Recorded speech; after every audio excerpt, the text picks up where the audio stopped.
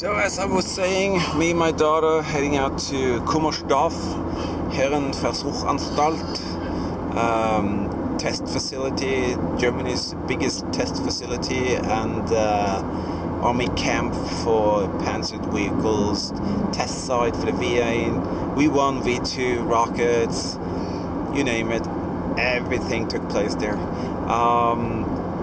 After the war, the Soviets or Russians took over and they ran it all the way to 94, and one of the last aircrafts going out from Sperenberg airfield was in Anatol, and after that everything sort of just fell to pieces.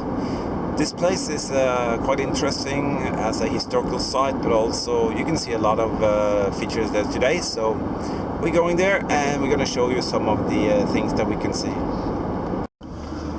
On the left is Kummersdorf. It's a huge military complex. You can see here we're riding past the fences here for 10 minutes during 70s, so it's an enormously big spot.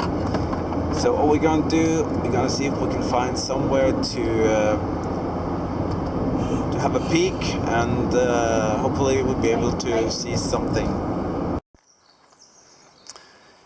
It's one side of the complex here. See the railroad tracks. Look at the trees growing over the tracks. Everything is marked with different kinds of codes, area codes, like the big sign there. Here's a changeover, activated, change track going into the camp. Camp is closed off with gates. The complex is actually quite open if you want to go in. See here, big gap in the fence. Inside here lays secrets from the beginning of the 30s. You can see a big chimney over there, a building over there. It's a building over here. So you would have to go through this thing here. Maybe some German guards, then some Soviet guards. There's a number 23242 on the wall. Go through here, check-in point, and you can enter the facility further in. All of these huge East German camps, they're the same. They had thousands of secrets here. I never knew what to do with them. When the Soviets went away, you can see people has actually been here taking out the floors, using it for something else. Who knows what it was used for in the end, but it's just a sad reminder of a dark history. Further into the area you go, the more you'll see buildings, all kinds of guard towers. Right here it's just the entrance area, but it goes for miles and miles in here. Huge structures. Suddenly you can find something like that. What is that for? Could be a concrete manhole. So you have a couple of guards staging the perimeter there.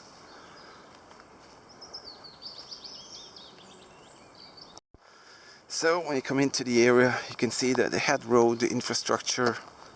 You see the road going all the way in there. There's another building, 23245, probably a barrack.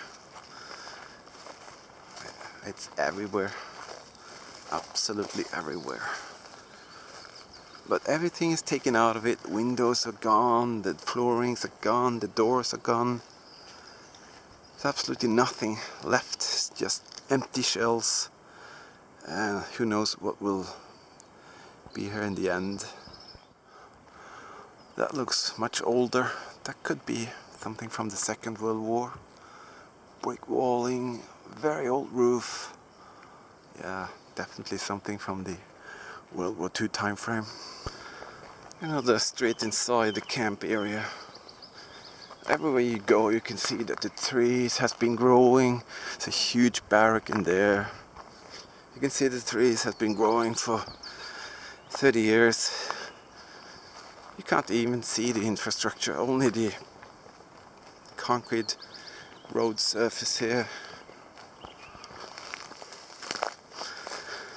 You know, the Germans used to take the captured tanks from Allied, Czechoslovakian, Soviets, almost anything you can imagine of vehicles that they could take control of would be put back here and tested, and they would do all kinds of experiments with them to find out how strong the armor is, and maybe right in here this was one of the spots where they did that kind of work.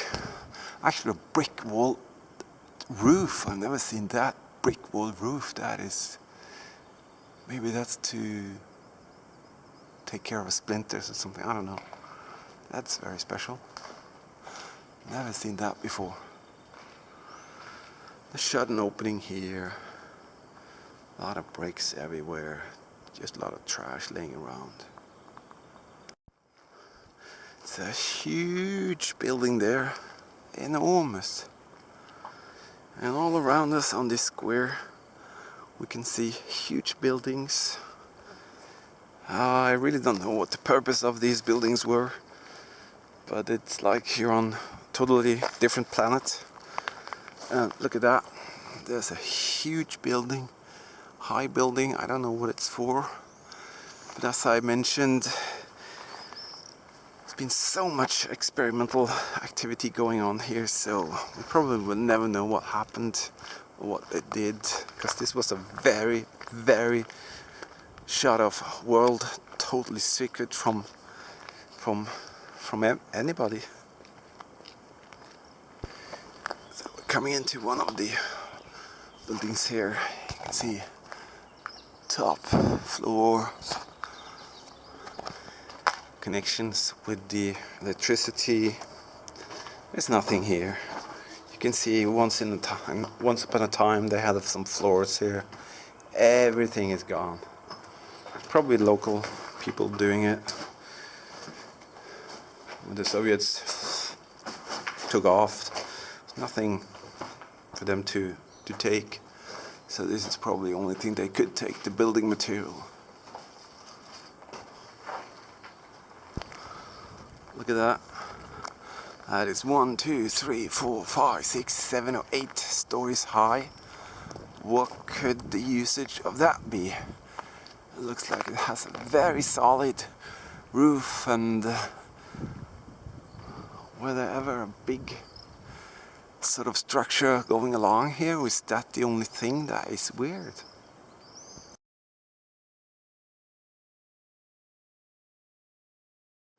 And let me show you something here.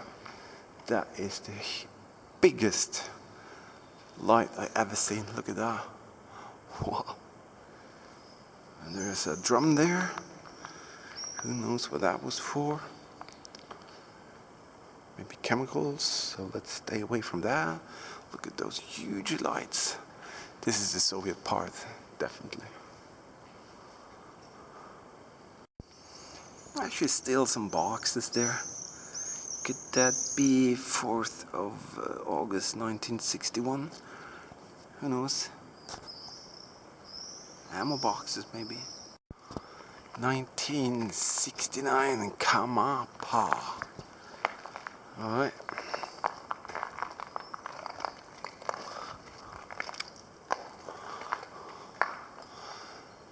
It's a very strange way to build roof with some reinforcement bar and bricks.